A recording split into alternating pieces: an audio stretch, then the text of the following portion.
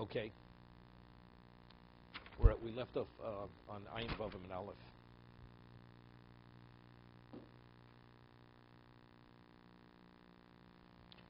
We concluded the Mishnah. The Mishnah says that although when a Kohen marries a woman, a Kohenes, or a Leviah, or a Bas Yisrael, you have to check a pedigree going back so many generations. But if a person was a Kohen who officiated, or a person was a Levi who sang in the Beis Hamikdash or played an instrument,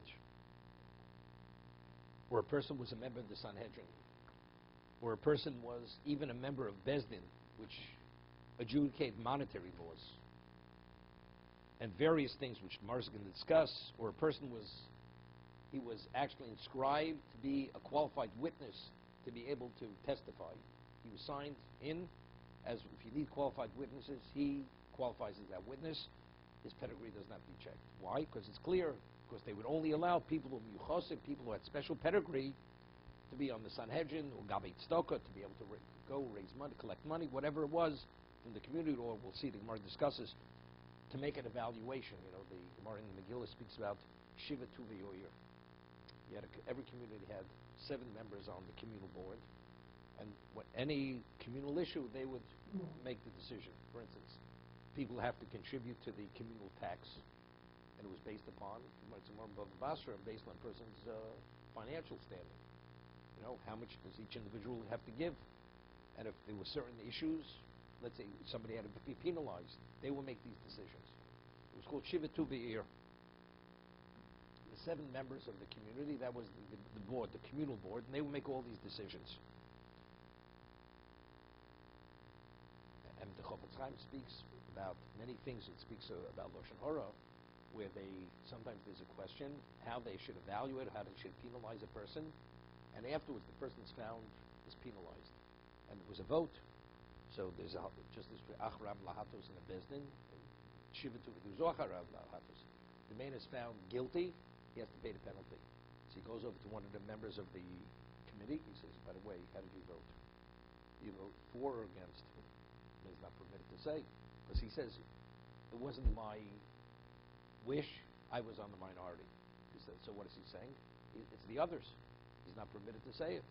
He says, look, I'm not permitted to discuss it, and he has to walk away. Regardless how much that person will be upset with you, you cannot say anything. Because whatever you say, if you say you did, okay, you can say, if you say I was one of the people found you guilty, it's fine. But to say I wasn't, it was them, so what are you saying? You're saying something negative about the others. That's Lashon Hara, you're not permitted. That's Shiva Tuvi here. So the members who would be on certain committees to adjudicate, you could only qualify for that position only if your pedigree was sound. But if there was any illegitimacy, you did not qualify for that. The Gemara on base speaks about a person's a ger. A ger, it's Gemara in Yevamis. A person who's a convert, does he qualify for a communal position? Of course, we said, we just read about the Melech in Parshas Shoftim. It says, Mikerev Achecho. It says, Som Tosum Lech Mikerev Achecho. It should be Mikerev Achecho, a king. Who qualifies as a king? It's a ger, unless you're actually of a certain pedigree, you don't qualify to be a king.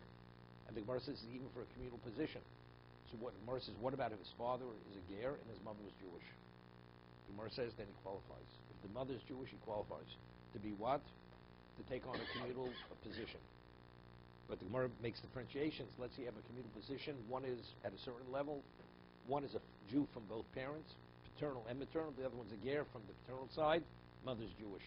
So Gemara, we'll see the Gemara. No, he's Jewish. There's no question he's Jewish. The question is in terms of Mikerev Achecho Tosmi Lefamecha. Right, to meet that criteria of Mikerev Achecho.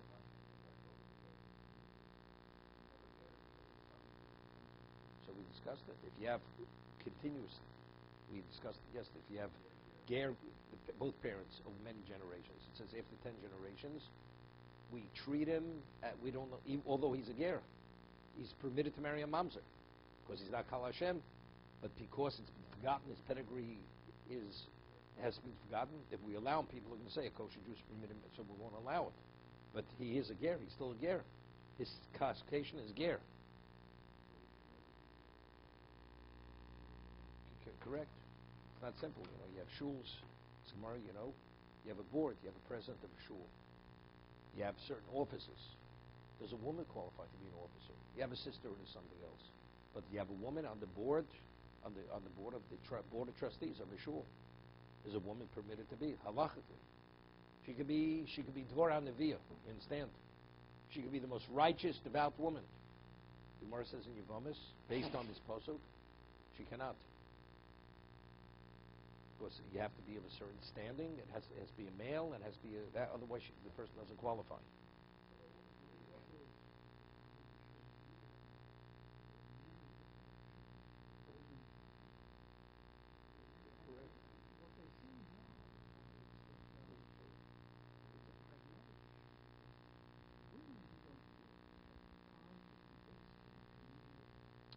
Saying to help, no problem. To be an official trustee, that you recognize as one of the leaders of a community in official capacity.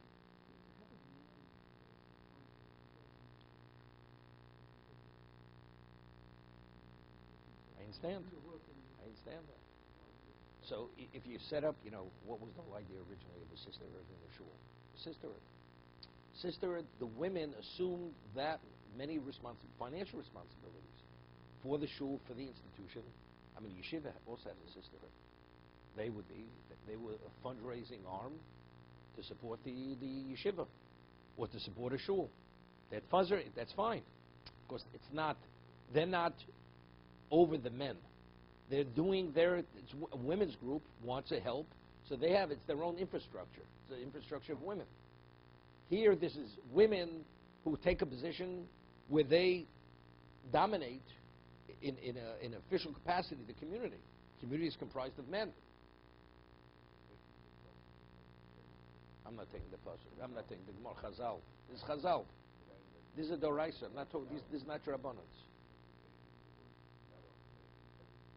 Well, the Gemara we'll see. It means any position of srora. Okay, we'll see.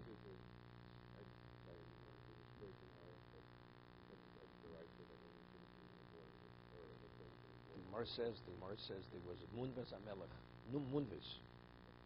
Munvez was from Herod, from Hurdis, and he was a king, and he was a tzaddik. Munvez was a tzaddik, but his pedigree was a problem, and because it was the time, this was like the second temple period towards the end, Beis Hamikdash, and he himself was such a tzaddik, he felt he really wasn't worthy of being king, and he cried.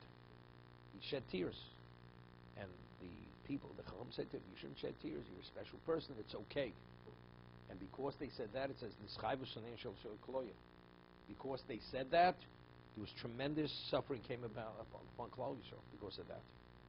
I mean, here the Torah says, and here they're consoling him, no, it's okay because you're so special. And therefore, you qualify for the position. I mean, you're trying to flatter a person. I mean, factually, himself, he felt he was unworthy because of his deficiency in pedigree.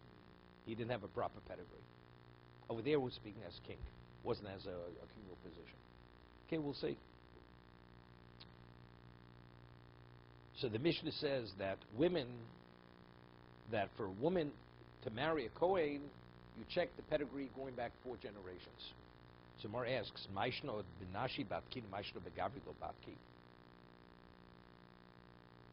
It says you check the women, but you don't check the men, the pedigree of the men. So Mar says something.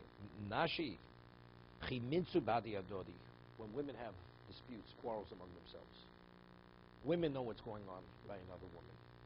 So when they attack one another, what do they speak about?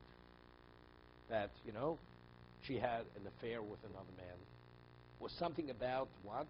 Of her conduct. Baraizu the minzi. You went with so-and-so.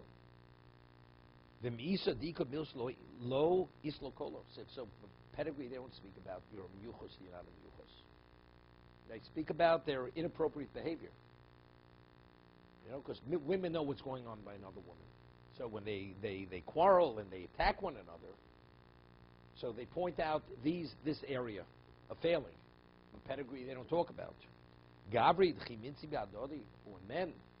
When they quarrel, what do they speak about? Yuchsin minzi. Who do you think you are? You know, you're a mamzer. You're this. So that's already public information. Im isa dika milsa islokolo. If there is a deficiency in pedigree, we would hear about it in the community. So about the man, if we don't hear anything, that's an indication it's not a problem. So Mar says, Vi nami tivdok, baby d-day. It says you check the woman for the what? If a Kohen wants to marry a woman, a Kohenes, you should check her pedigree. What about a Kohenes marrying a Kohen? You should check his pedigree from the maternal side. The maternal side. So Mar says, Messiah the Rav, this supports Rav, the Omer Rav, Yud Omer Rav, Lo huzaru ksheros linose lepsulim. Here, that a kosher woman, there's no provision for her to marry a cholo. Right? There's a provision for a Kohen to marry a chalola. So therefore, her pedigree we have to check to make sure that degree of illegitimacy for a Kohen is not there. Or for a woman, even though she's qualified to marry a regular Kohen, she's permitted to marry a man who doesn't qualify to be a Kohen. So here we mentioned Tosas argued with Rashi, because Rashi says in the Mishnah, what do you check? What do you do the bedika? Because we're concerned about chalolos and mamzerus. Rashi said in the Mishnah, Shlohayu mamzerus achs min apsulos lekol. Right? That's what Rashi says in the Mishnah. So Tosas asks from this Gemara, where it says, as we check the man, the woman, why don't we check the pedigree of the man? Where it says, because this proves that although she's a ksher, she's permitted to marry an apostle. What kind of apostle are we speaking about? If you say it's cholol, it's fine. But a mamzer, she's not permitted to marry a mamzer. So clearly, it's clear from the Gemara that what? That we're not speaking about mamzerus. We're not talking about psulei kol. We're speaking about illegitimacy specifically for a Kohen.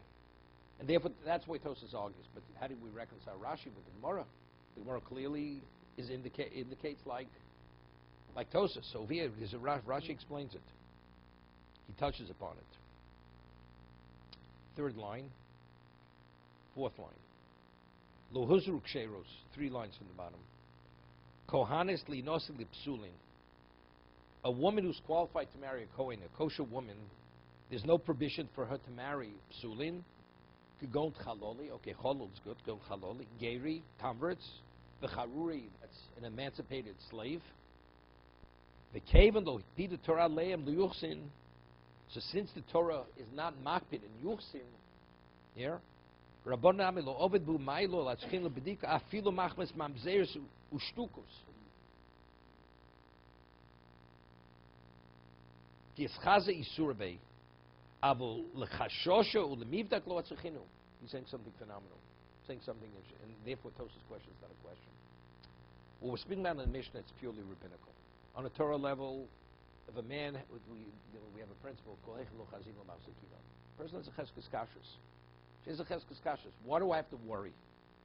But since we find that the Torah says that it only is much more specific and careful regarding who the Kohen is permitted to marry, so therefore, rabbinically, the Chachamim instituted certain guidelines or concerns which are on Torah level not concerns. It's called my loss of yuchsin. That's my loss of yuchsin. But since for a woman, we don't find that same degree of concern who she's permitted to marry, she's permitted to marry a convert, she's permitted to marry a cholol, she's permitted to marry all these. So therefore, rabbinically, we're not concerned it may be a mamzer. Rabbinically. But that's a chumrah, that's a stringency. That's my loss of yuchsin. That's to be overly concerned. For the Kohen, that the Torah is so specific and more, and there are greater provisions for the Kohen than the woman. So therefore, we have all these rabbinical safeguards that he shouldn't marry a woman who's not appropriate. So therefore, we do all the checking, even 4 generations back. But the woman, since we see the Torah says she's permitted to marry anyone in Yisrael is permitted to marry, therefore all these safety measures, we don't institute these safety measures. Not that Rashi is saying we're not concerned about a mamzer. She's permitted to marry a mamzer.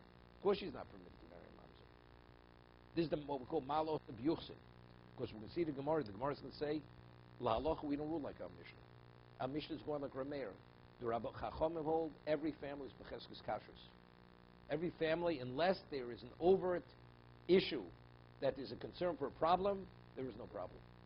So if a Kohen wants to marry an ordinary woman, there's no reason to be concerned that there's any illegitimacy in her background, or she's not qualified. He's 100% permitted to marry that woman. The Mishnah says differently. The Mishnah is one like Rameir, which is a minority opinion.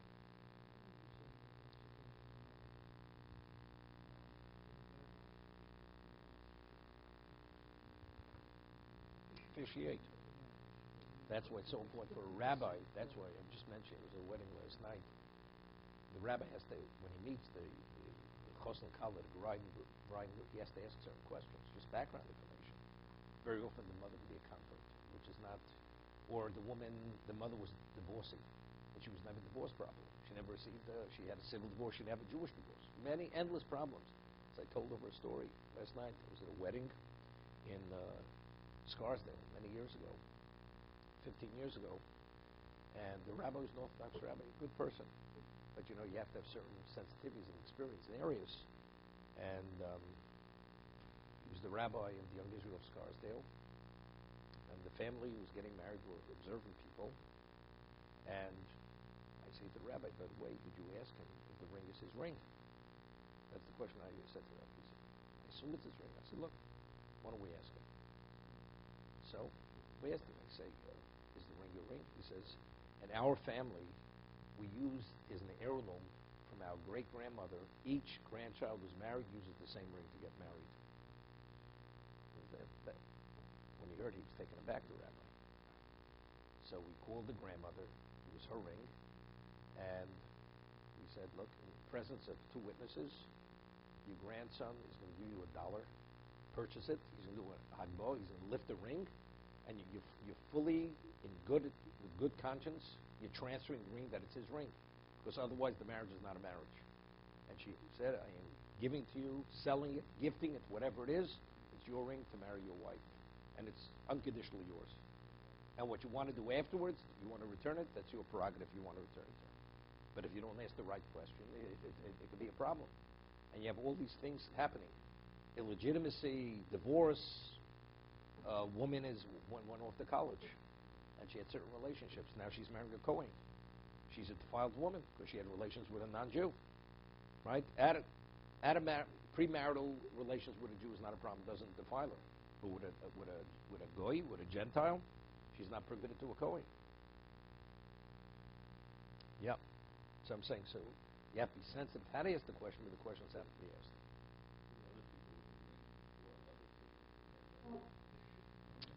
So you have to rely on other things.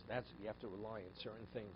No, you have to rely on bia, which is if a person is observant, even if the marriage was not a legitimate marriage, since we say "Eino the most abilos nus," right? That's the whole idea we spoke about. You know, Rav Moshe holds that if a person is a shomer Torah mitzvahs, even if the marriage was not a valid marriage, you require a get based on the Gemara. But if a person is not a shomer Torah mitzvahs, a get is not required. Not required. Because the marriage wasn't a marriage, so if you have a reform marriage, the witnesses were not appropriate witnesses, or even conservative witnesses weren't valid witnesses. The marriage is not a marriage. Even though they lived as man and wife, the marriage is not a marriage. It's better to get a get, but if you can't get a get, the woman's permitted to remarry without a get. That's Rav Moshe's psak. And we rely on this. Otherwise, the world will be rife with mamzerim. That's the reason why I always encourage people, when they go to a wedding of a non-religious person, they shouldn't, want to advise them, say, by the way, you should have kosher witnesses. They shouldn't advise them that, to have kosher witnesses. Because since the inevitability of divorce is so great, so what happens to the divorce, then the husband doesn't give her a get. Well, you have a problem. Let the rabbi do what he wants. He wants to choose non-kosher witnesses. That's his. You're not involved. You're not officiating. Because by having kosher witnesses, very often it creates a very serious problem. Then you have mamzerus. Okay?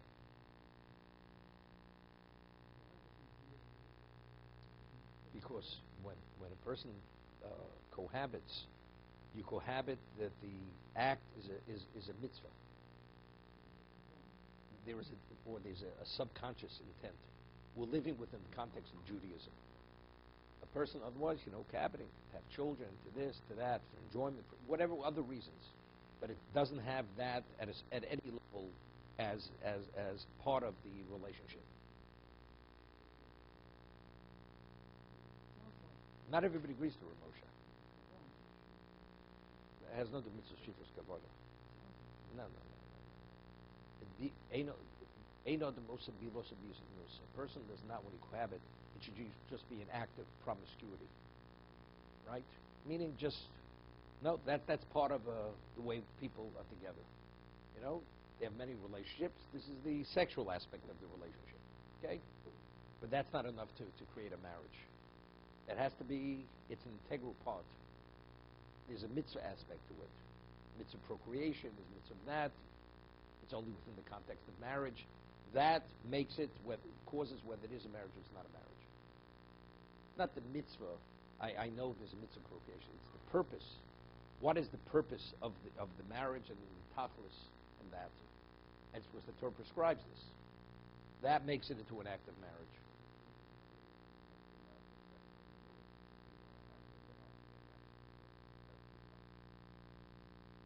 Well, then they're observant.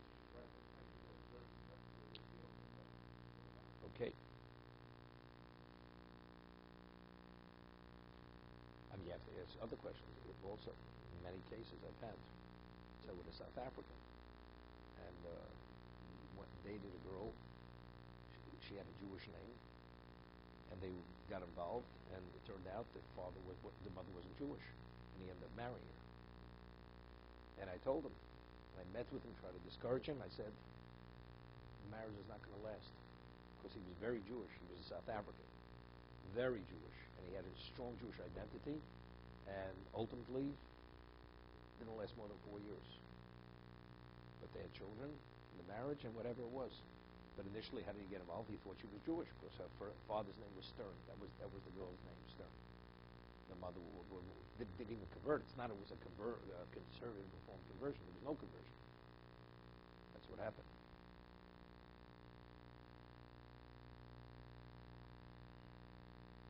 Had case, I mentioned it.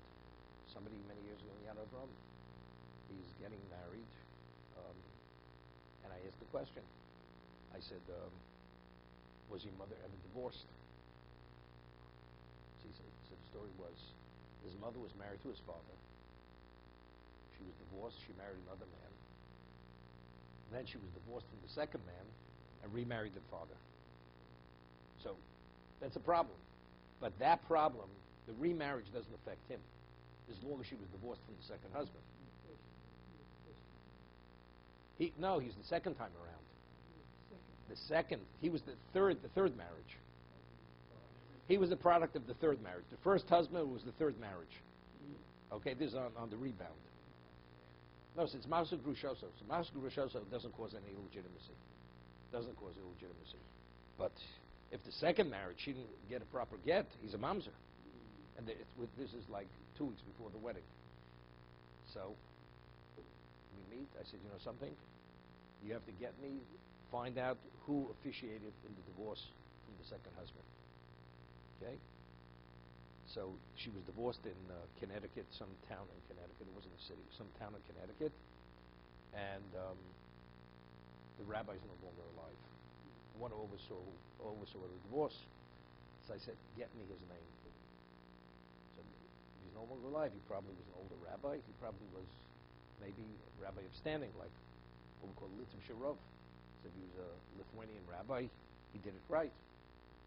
So he got me the name. I checked. I called Tiferes Yerushalayim. I spoke to somebody who was a Talmud, Rav Moshe Feinstein. He says he was known. He says, but it would be better if you get me the get. Because every rabbi, when he officiates, he always retains the get, and he gives like a certificate to indicate that she's divorced. But the get is retained by the rabbi, and it's on file. No, they cut it, but it's on file. They cut it to indicate that it was used, but they keep it on file. So it should have been filed. So he was able to get me the get. And the get had all kinds of notations on it. It's unheard of. So I sent a get to this to this person who writes many gittin for Agudas Rabbanim today, down on the Lower East Side, and he looks at it. He says, "What's going on over here?" So he called up the rabbi who took the position. This rabbi taught Hilchas Gittin to other people, and he used that get as a model of how gets. They had all kinds of notations. It was all marked. He did the wrong thing. He shouldn't have done it. Should have made a photostat of what a get is and not use that get, but that's what he did. But it turned out, 2 weeks before the marriage, his mother was divorced from the second man, legitimate divorce, therefore he was a Mazel Grusha. So, but again, Mazel Grusha doesn't create illegitimacy. You're not permitted to remarry a woman if she married a third party on the second time. What? It's a love. It's a love. It would be a Mamzer. We don't rule like Reb Kiva. Exactly. Okay, so I'm saying you have to know what questions to ask. You know, many years ago I was in a certain synagogue in Manhattan. So when you ask her, they says, "Mefrek tashal is treif." That was the expression there. You don't ask questions, because the moment you ask a question, it's treif. So better don't ask questions. But you understand, you have to ask questions, because if you don't ask questions, later you could have something which is literally catastrophic.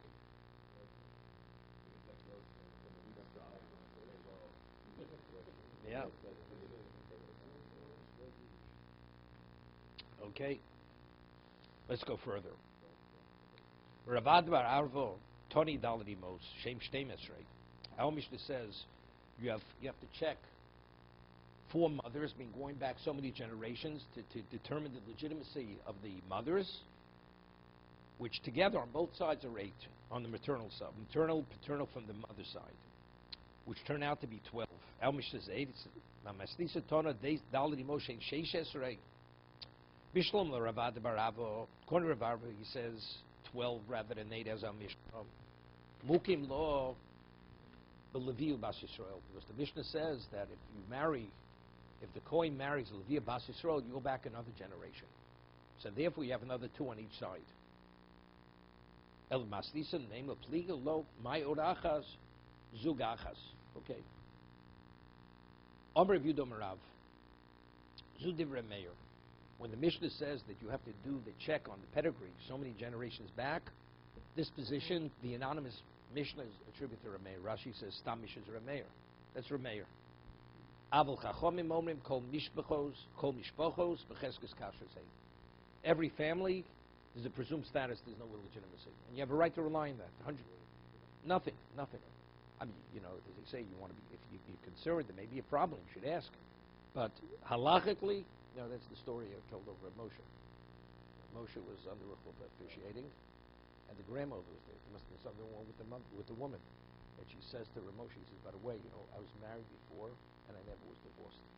And here he's officiating the granddaughter's wedding, right? Moshe did not pay attention to the woman. Could you imagine that? What happened today? There'd be a whole, ruckus at the wedding. We can't go further. We got to verify this. Moshe did not pay attention to her. Just went further. Why? Because again, what you say means nothing.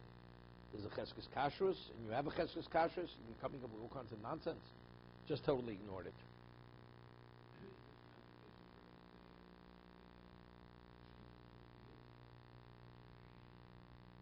This is a takeoff of that. It's a takeoff of that.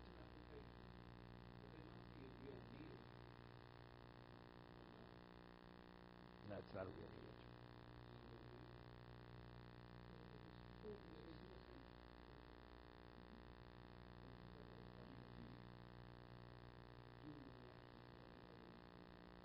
Correct.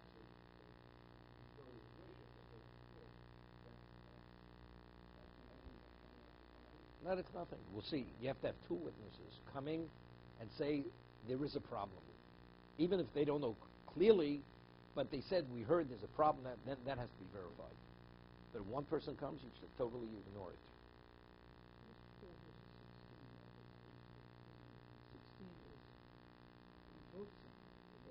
Right.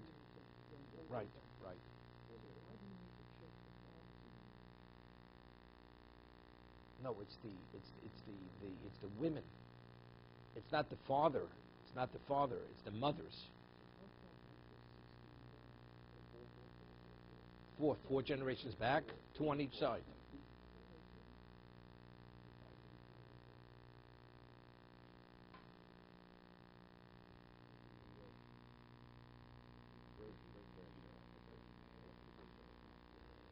There's always machia.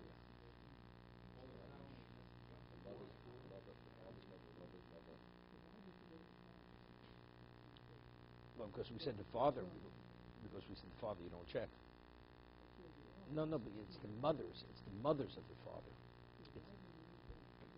No, because among women, we said earlier, because the women, they themselves, when they quarrel, they speak about the impropriety of the women. Men, when they attack one another, they speak about the yichus, due to his mother. Right. So you have to check the women. You have to check out who the women were. Right. Correct. The mothers. Right.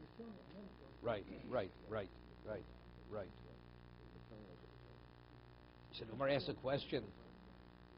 So the Chacham say, so Rav Yehuda said name Rav, that the Mishnah is attributed to Rameir, which is a minority. Chachamim omrim kol mishpachos b'chesed kasher say omrim. V'omer Rav Chacham bar Guri omer Rav mishasenu k'shkor elav irur. That the Mishnah is speaking. Why does it have to be checked? Because there was a rumor. There was a question. There was reason to be concerned. Man the masti ho lo masti ho. So Rav didn't learn the Mishnah speaking when there was an error. There was a question posed. There was reason to be concerned. Igadiam, another version. Omer Rav Yehuda, Omer Rav Zudi V'Rameir. Chom Omrim Kol Mishpos Chesed Kasher Sein Omrim. Omer Rav Chom Bar Guri Omer Rav. However, in Koriyel of the error, and Rashi, what's error? Two witnesses. Tzorach Livdo Chachreo. Yeah, but what's error? It's not two witnesses say we know. Two witnesses, there's a rumor out there that. So again, they're only testifying to a rumor. They're not testifying to fact. The fact is that to a rumor. So now the rumor has to be verified. But if one person would come and say there's a rumor, we'd ignore it.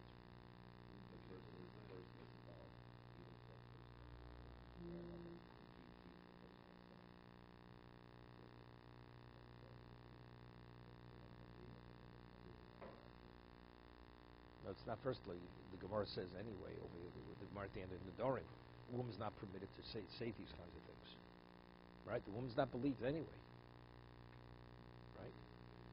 No, a woman. If a woman says I committed adultery, you don't listen to her, right? That's Mishnah Achrona. That's the Mishnah Achrona says. That's basically what she's saying. I committed adultery. We totally ignore her. Nothing. No. That's exactly. Ein Yirur Pochs Mishnayim. Take a look in Rashi. Where is it?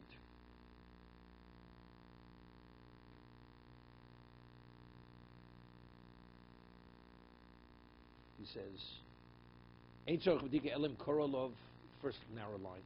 Elim Korolov Shnei Eidim, Shemet Shel Psul, V'lo Shemi Eidim Eidus Gemura. They're not testifying to fact. Elo Yitzias Kol. They're testifying that there's a rumor. They came in the Korol Dirur. Am I pliga Rabbanon? That's the Gemara's question. Okay. Now the Mishnah says Ein Bodkin Min HaMizbech U'Lamalo. That one does not need any verification, even according to a mayor, if the first person officiated. If the person was a qualified kohen and he officiated the Mizbeach, nothing has to be checked.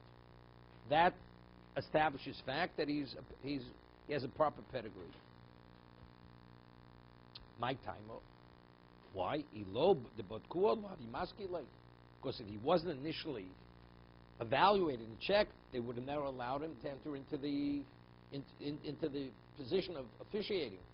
So I mentioned Tosus yesterday. We're not speaking. What about Shechita? Shechita is Ksher B'Zor. There are many avodas which are kosher. So how does that indicate anything? Right? So Tosus himself asks, Tomer, am I loktonim bodkin mishtorus l'malo? I'm very based on sub mali and mishtorus l'yuchsin. See, it comes out. He says at the end, Hadinan in bodkin mizbech l'malo revusu demari. Afilu b'avodas haksheros b'zorim. Gon shchito hefshit. When we speak about that, the person who officiated, it was areas of service that even a non-Kohen is qualified. But since they would not allow, under normal circumstances, a non-Kohen to do it, therefore, even for such a avoda, which is not an avodas Kohen, that's sufficient to establish him as a Kohen of pedigree.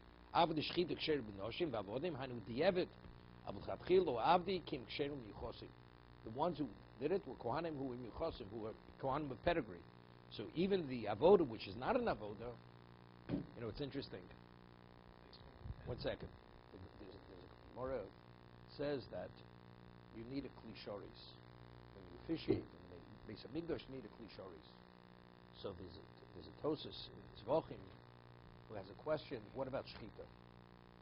When you do the shchita on the animal, on the korban, do you need a klishoris? I mean, the knife, does it have to be a consecrated knife? Or you could even use a sakin shachulin. So what's the question? So Tosis says it's understood you don't need it. It says it's a shchita ksher b'zor. If shchita is ksher b'zor, you need a klishoris when you're officiating. But since shchita is not an avoda, therefore you don't need a klishoris. That's what Tosis. That's the consideration why you don't need it. And he says no, shchita is an avoda. It is an avoda, but it's ksher b'zor. Yeah. So it's classified as an avoda. But nevertheless, if it's avoda, then you need a klishoris. Those are two sides of the question. So over here, it's very good. Even though it's not avoda, once you call it avoda, if a zara does the shchita, it's a b'di'evet. That's what Tosis said. That's b'di'evet. If it would not even be considered a shchita, I could hear even l'chatchila would permit it. Right? Maybe. But if it's already considered an avoda, so that means it's an avoda like the others, except this avoda on the Torah level, even a non-Kohen is qualified. If you need a klishoris because it's an avoda, so therefore we will not permit it, because now we have a problem, because now we could become confused. There's an avoda, that's not, you let the Zara do this avoda, he may do the other avoda. Therefore, the Kohen who's doing the avoda is not doing an avoda, which is Zara is not qualified. But because of the confusion, therefore, the only Kohen who's qualified is only Kohen pedigree, because it's the same zera. Because if you allow a Kohen to do the shchita who's not qualified, he may end up doing the avoda which he's not qualified. That's an exception. No, because there's a mitzvah say to the person himself should seemingly would not. Right. No, because because over there, even a Yisrael would do the shchita by Pesach. No, but over there, Rashi says in Psochim that there's a mitzvah of the one who brings the korban Pesach, because he should do the shchita. There's a mitzvah say on his personal korban. So over there, you can't bring proof from the shchita. The Kohen did shchita. I mean, he's no worse than a Yisrael doing the shchita. So we're speaking here shchita of a chatas, osham, and an olah, that kind of shchita.